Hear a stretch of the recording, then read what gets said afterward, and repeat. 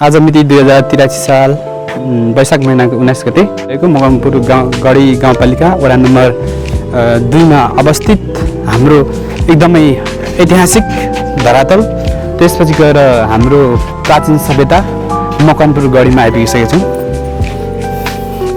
So आज हामी मकवानपुर गढीमा आउँदै गर्दाखेरि यहाँको ऐतिहासिक कुराहरू इतिहासदेखि लिएर हैन यहाँको स्थलगत भ्रमण सँगसँगै तपाईलाई पनि देखाउने गइरहेको छु। सो यो भिडियोलाई पुरा हेरिदिनुहोस्।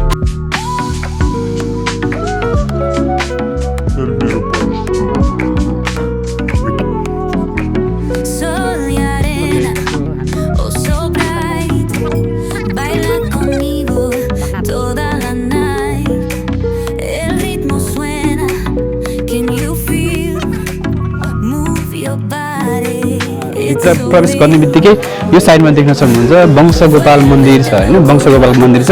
वंशगोपाल मन्दिरको भित्र चाहिँ हाम्रो श्रीकृष्ण भगवानको चाहिँ मूर्ति छ। यताबाट आएर थोरै देखाइदियो त। यो मूर्तिलाई चाहिँ हैन यसको चाहिँ एउटा कस्तो कहानी छ भनेदेखि यो मूर्तिलाई चाहिँ बाँधेको छ कि प्रायः चाहिँ तपाईहरु हरेक मन्दिरहरुमा जाँदाखेरि भगवानको मूर्तिलाई प्रायः बाँधेको हुँदैन नि त। तर यो गढी भित्र रहेको कृष्णको मन्दिरलाई मूर्तिलाई चाहिँ बाँधेर राखेको छ भने यसको एउटा इन्ट्रेस्टिङ कहानी चाहिँ कस्तो भनेदेखि पहिला चाहिँ मान्छेहरु पूजा गर्न आउँदाखेरि बिहान पूजा गर्न आउँदाखेरि चाहिँ हैन यो कृष्णको पाउमा चाहिँ त्यो तोरीको फूलहरु चाहिँ हुन्छ नि टाँसेको देखिन्छ के तल त्यो पाउमा हैन। अनि त्यसपछि यो कुरा चाहिँ पुजारीलाई भन्दाखेरि पुजारीले चियो गर्न थालेको छ। अब यो मूर्ति चाहिँ कहाँ जान्छ त भनेर हैन राति चियो गर्दा चाहिँ उ चाहिँ यो गाउँ वरिपरि भएको तोरीबारीमा गएर मस्त घुम्दो रहेछ हैन। त्यसले गर्दाखेरि चाहिँ पुजारीलाई के लाग्यो भने जस्तो दरबारभित्रको बुद्धराभित्र रहेको भगवान चाहिँ बाहिरतिर जाँदाखेरि चाहिँ भोलि गएर अनिष्ट हुनसक्छ, सङ्कटकाल हुनसक्छ, सङ्कट हुनसक्छ यो दरबारभित्र भन्ने हेतुले चाहिँ उहाँलाई चाहिँ बाँधेर राखेको भन्ने चाहिँ एउटा किंवदन्ती चाहिँ छ।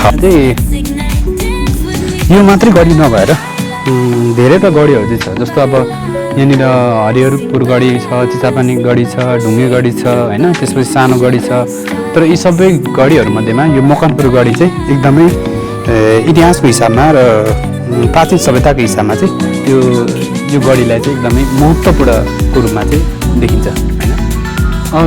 यो गढीको बारेमा कुरा गर्नुपर्दाखेरि चाहिँ 17औं सेन्चुरीमा चाहिँ 17औं शताब्दीमा चाहिँ हाम्रो सेन राजाहरूले यानि कि जुन यो ठाउँको सबभन्दा पहिलो राजा भनेको लुबाङ सेनले चाहिँ बनाएको भन्ने कुरा छ हैन 17औं शताब्दीको समयमा।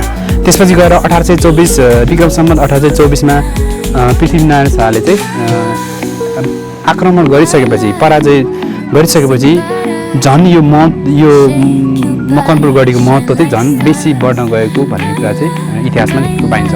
इतिहासको अनुसार चाहिँ जस्तो पाल्पाको राजा सेनका चाहिँ 4वटा छोरामध्ये कान्छो छोराले चाहिँ लुबाङ सेनलाई चाहिँ यो दरबारको जिम्मा लगाइदिएको र भन्ने चाहिँ इतिहासमा चाहिँ छ। त्यसपछि गएर हाम्रो यो मकवानपुर गढी चाहिँ पृथ्वीनारायण शाहको चाहिँ ससुराली घर पनि हो है। फेरि ससुराली घर पनि हो, दोस्रो ससुराली घर हो। यानि कि पृथ्वीनारायण शाह चाहिँ 14 वर्षको हुँदाखेरि हाम्रो हेकमनमणि सेनको छोरी इन्द्रकुमारी सेनसँग चाहिँ उसको विवाह भएको थियो हैन। त्यही भएको कारणले मकवानपुर गढीलाई चाहिँ पृथ्वीनारायण शाहको चाहिँ दोस्रो ससुराली पनि बिहे गर्दा चाहिँ उसले दाइजो चाहिँ मागेको थियो अरे हैन। दाइजो माग्दा चाहिँ जस्तो उसले चाहिँ एउटा एकदम सेतो हात्ती र 9 लाखा हिराको हार माग्दाखेरि अनि ससुराली पक्षबाट जस्तो जेठान अथवा ससुरा पक्षबाट चाहिँ त्यो कुरा चाहिँ इन्कार गरिदिएको अथवा दाइजो नदिएको कारणको रिसले गर्दा पनि यो मकवानपुर गढीलाई चाहिँ विक्रम सम्वत 1824 सालमा चाहिँ पृथ्वीनारायण शाहले चाहिँ आक्रमण गरेको पनि भनिन्छ। तर यद्यपि यो चाहिँ नेपाल एकीकरणको अभियानमा पनि यहाँ चाहिँ आक्रमण गरेको अथवा एकीकरण गरेको भन्ने पनि पाइन्छ हैन। तपाईले देख्न सक्नुहुन्छ यहाँनिर अब यहाँको संरचनाहरू यत्रो ठुलो ढुङ्गाहरू छ हैन। मैले सुने अनुसार चाहिँ यो ढुङ्गा चाहिँ यो वरिपरि चाहिँ पाइँदैन रे हैन। यो चाहिँ महाभारतबाट चाहिँ ल्याएको बोकेर ल्याएको एकदम टाढाबाट बोकेर ल्याएको र कालीगढहरूले टाढाबाट बोकेर ल्याएको र हाम्रो घरायसी औजारहरू प्रयोग गरेर चाहिँ यो सबै दरबारहरू बनाएको भन्ने चाहिँ इतिहासमा लेखेको छ। ओके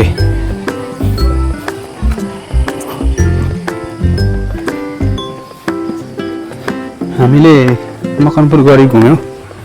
कस्तो लाग्यो तिमीलाई? कस्तो राम्रो लाग्यो हैन? सो अब तपाईँहरू पनि आउनुहोस् मकवानपुर गढी घुम्नुहोस् होइन। यदि तपाईँहरू काठमाडौँ आउँदै हुनुहुन्छ भने श्री हाम्रो कान्ति राजपथ चाहिँ जहाँ चाहिँ अब सातो बाटो चापागाउँ होइन टिका भएर हुँदै लगभग 70 किलोमिटर छ होइन। अब टाइमको हिसाबमा लगभग 3 देखि 4 घन्टा लाग्छ। तपाईँ अब हेटौँडा साइडबाट आउँदै हुनुहुन्छ भने हेटौँडा साइडबाट पूर्वतिरको 17 किलोमिटर छ। लगभग 30 देखि 40 मिनटमा त तपाईँहरू मकवानपुर गढीमा आइपुग्न सक्नुहुन्छ होइन। मकवानपुर गढीमा विशेष गरी अब इतिहासको बारेमा इन्ट्रेस्ट भएको मान्छेहरू होइन, फोटोग्राफीमा इन्ट्रेस्ट भएको मान्छेहरू, त्यसपछि गएर अलिकति प्राकृतिक रूपमा मन पराउने मान्छेहरू होइन, अब सबैजना चाहिँ आएर चाहिँ घुम्न सक्नुहुन्छ। तपाईँहरू आएर चाहिँ अब घुमिदिनुहोस् होइन। हाम्रो यो अब पर्यटनलाई आन्तरिक पर्यटनलाई पनि हामीले चाहिँ प्रबन्धन गर्नुपर्ने हाम्रो पनि जिम्मेवारी हो, सबै हामीको जिम्मेवारी हो। र यहाँ हामीले हेर्दै गर्दाखेरि मकवानपुर गढीमा हामी घुम्दै गर्दाखेरि सरसफाइको हिसाबमा मलाई जहाँसम्म लाग्छ एकदम राम्रो छ होइन। सफा क्लिनै छ सबैतिर। जस यहाँको अब स्थानीय सरकार अब सङ्घीय सरकारदेखि लिएर अब यहाँको आम नागरिकहरू होइन, यहाँको अब नेपाली सेनादेखि लिएर हरेक सङ्गठनहरूले चाहिँ एकदम राम्रोसँगले चाहिँ व्यवस्था गरेको देखियो होइन। त्यो भएर अब त्यति नै हो, अरू त अब केही छैन। अब यति भन्दै आजको हाम्रो यो भिडियोलाई यहीँ बन्द गर्दै होइन, पछिल्लो भिडियोमा फेरि भेट्ने बाचाको साथ मेरो क्यामेरामा साथ हुनुहुने दिपसन राईलाई धेरै धेरै धन्यवाद दिँदै आज बिदा हुन चाहन्छु। हस्त नमस्ते।